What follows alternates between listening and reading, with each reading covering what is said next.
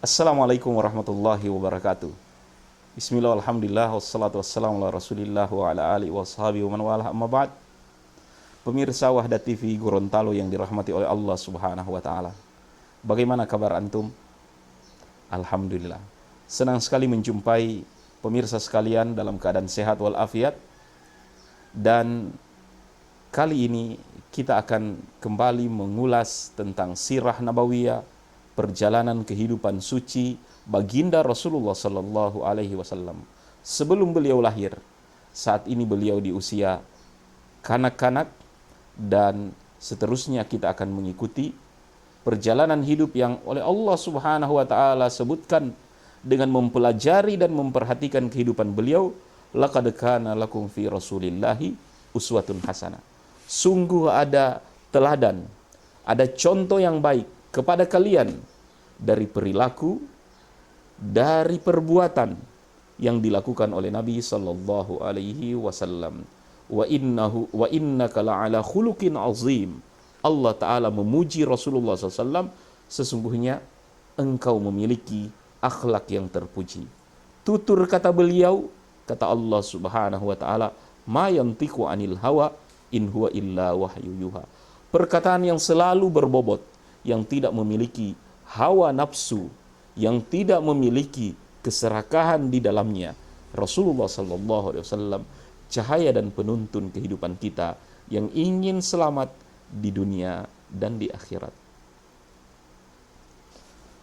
Ketika Aminah, ibunda Rasulullah sallallahu alaihi wasallam, mengizinkan kembali putra satu-satunya untuk diperpanjang pengasuhannya oleh Halimah Sa'diyah dengan suaminya Harith, dengan berat hati dia melepas, yang mana penyapihan atau pengasuhan selama 2 atau 3 tahun sudah cukup. Namun kedua suami istri Halimah dan Harith tersebut terus membujuk Aminah ibunda Nabi agar diperpanjang pengasuhan dan kesempatan untuk merawat Nabi Sallallahu Alaihi Wasallam. Perasaan sayang, cinta, jangan sampai anaknya sakit, jangan sampai anaknya terganggu pertumbuhan, diizinkan oleh Aminah, dibawa oleh Halimah ke kaumnya. Namun belum berselang, baru sekitar usia 5 tahun, Rasulullah Sallallahu Alaihi Wasallam berada di Bani Harith, di kabilah Bani Harith, di kabilah Bani Sa'ad. Tiba-tiba peristiwa di bedahnya dada Nabi Sallallahu Alaihi Wasallam membuat takut Halimah dan suaminya, menyebabkan mereka cepat-cepat ingin memulangkan Nabi Sallallahu Alaihi Wasallam ke pangkuan ibunya. Jangan sampai sesuatu yang tidak diinginkan terjadi atas jiwa dari anak yang mereka asuh, anak yang selama ini mendatangkan berkah, yang telah Allah Subhanahu wa Ta'ala jadikan sebab kambing ternak keluarga Halimah berlipat ganda, kehidupan yang prihatin menjadi sejahtera, keberkahan dari anak yatim yang ada di dalam rumah. Sebaik-baik rumah, rumah di dalamnya terdapat anak yatim dan diperlakukan dengan baik, dan seburuk-buruk rumah, rumah yang di dalamnya terdapat anak-anak yatim dan mereka diperlakukan dengan kasar ataupun tidak baik. Dikembalikanlah Rasulullah SAW kepada Aminah, ibunya, yang telah menunggunya dengan rindu, menunggunya dengan penungguan yang panjang. Gembira Aminah menerima kedatangan Nabi SAW, kedatangan putra satu-satunya. Namun yang membuat Aminah bertanya-tanya, apa gerangan suami istri yang begitu ingin untuk merawat Nabi, melewati masa anak-anaknya bersama putranya tersebut, tiba-tiba saat ini mau mengembalikan. Belum lama mereka mengambil Nabi SAW dari pangkuannya untuk diperpanjang masa pengasuhannya, tapi kenapa cepat-cepat dikembalikan? Aminah bertanya, pasti sesuatu telah terjadi terhadap anak ini. kedua suami istri itu berusaha untuk menyembunyikan. Tidak, anakmu dalam keadaan sehat, baik, kuat, badannya tumbuh, bicaranya lancar seperti saat ini. Tidak ada sesuatu pun yang terjadi. Namun Aminah, perasaan ibu terhadap anaknya sesuatu yang tidak bisa didustakan oleh siapapun. Dia mengatakan, katakan saja sejujurnya, aku tidak akan marah, aku tidak akan mencela kalian. Apa sebenarnya yang terjadi terhadap anakku sehingga kalian begitu kuat keinginannya untuk memulangkan anakku sesudah kemarin kalian berusaha untuk memperpanjang masa pengasuhannya. Akhirnya mereka menceritakan peristiwa di bedahnya dada Nabi Shallallahu Alaihi Wasallam yang telah saya jelaskan dalam episode sebelum episode kali ini. Aminah, ibunda dari Nabi Shallallahu Alaihi Wasallam mengatakan, la takhsyahu, jangan kalian berdua khawatirkan anakku. Fa ini kuntu hubla, sesungguhnya ketika aku hamil mengandung anak ini, kuntu idhuha, aku telah memintakan perlindungan kepada Allah Subhanahu wa taala. Ketika ja'ani hatif, ketika datang suara yang seolah membisikku untuk mengucapkan kalimat-kalimat ta'awuz, kalimat-kalimat mohon perlindungan kepada Allah Subhanahu wa taala terhadap janin yang ada dalam perutku. Kata Aminah, ka'anni aqul, saat itu aku selalu mengucapkan kalimat a'udzu billahil wahid min syarri kulli hasid. Aku berlindung kepada Allah Subhanahu wa taala al-wahid. Allah taala satu-satunya Tuhan yang dimintai pertolongan dan perlindungan.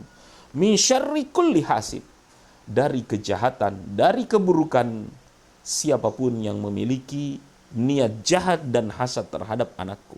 A'udzu billahil wahid min syarri kulli hasid. Kata Aminah, anakku ini pasti akan dijaga oleh Allah. Maka hal-hal yang kalian khawatirkan tidak perlu terlalu dipikirkan. Namun Aminah tidak mengizinkan lagi anaknya untuk dibawa pulang oleh kedua pengasuhnya tersebut. Diasuhlah Rasulullah Sallallahu Alaihi Wasallam yang menginjak usia 5 tahun tersebut oleh ibunya Aminah. Dalam dekapan sayang, cinta seorang ibu kepada anaknya. Kemudian Aminah terkenang kepada mendiang suaminya, kepada keluarganya, Bani Najjar. Maka dibawalah Rasulullah Sallallahu Alaihi Wasallam yang saat itu menginjak usia sekitar 5 tahunan oleh Aminah dan oleh Ummu Aiman, pengasuhnya. Mereka bertiga pergi ke Bani Najjar di desa Abuah yang berada di antara Makkah dan Madinah untuk mengunjungi makam ataupun kuburan ayah dari Nabi Shallallahu Alaihi Wasallam, kemudian juga sanak keluarga dari Aminah. Dan dalam perjalanan yang melelahkan tersebut, Nabi Shallallahu Alaihi Wasallam yang ditemani ibunya, ditemani juga oleh Ummu Aiman. Aminah jatuh sakit, sakit yang tidak lama kemudian membawa kepada kematian. Maka ketika usia Nabi Shallallahu Alaihi Wasallam yang masih kanak-kanak tersebut 5 tahunan telah berulang kali ditimpa dengan kemalangan, ditinggal wafat oleh ayahnya sewaktu masih janin. Saat ini ketika dia masih menginginkan kasih sayang dari kedua orang tuanya, tiba-tiba dipanggil oleh Allah Subhanahu wa taala, ibunya wafat dan jadilah beliau sebagai yatim piatu. Makanya siapapun di atas dunia ini yang pernah merasakan kepahitan hidup ditinggal orang yang dicintai, Nabi SAW orang yang paling keras dalam hidupnya. Namun kematian ayah dan ibu dari Nabi SAW memiliki hikmah. Karena Allah Subhanahu wa ta'ala menginginkan dialah Allah ta'ala yang akan mendidiknya. Adabani Rabbi fahsana ta'dibi. Maka Rasulullah SAW dibawa oleh ibu asuhan beliau, yaitu Ummu Aiman, kembali ke Makkah, menumpang kembali dengan 2 ekor onta yang mereka jadikan kendaraan yang berasal dari Makkah, kini kembali Rasulullah SAW ke Makkah, dan di sana disambut oleh kakeknya Abdul Muttalib. Bagaimana kehidupan Nabi SAW bersama dengan Abdul Muttalib kakeknya? Kakek Abdul Muttalib memiliki cucu, memiliki anak yang sangat banyak. Abdul Muttalib memiliki putra 10 orang, putri 10 orang. Jikalau mereka sudah menikah semuanya, maka berapa cucu yang dirawat oleh Abdul Muttalib? Dan bagaimana kedudukan Rasulullah SAW dari semua cucu milik Abdul Muttalib?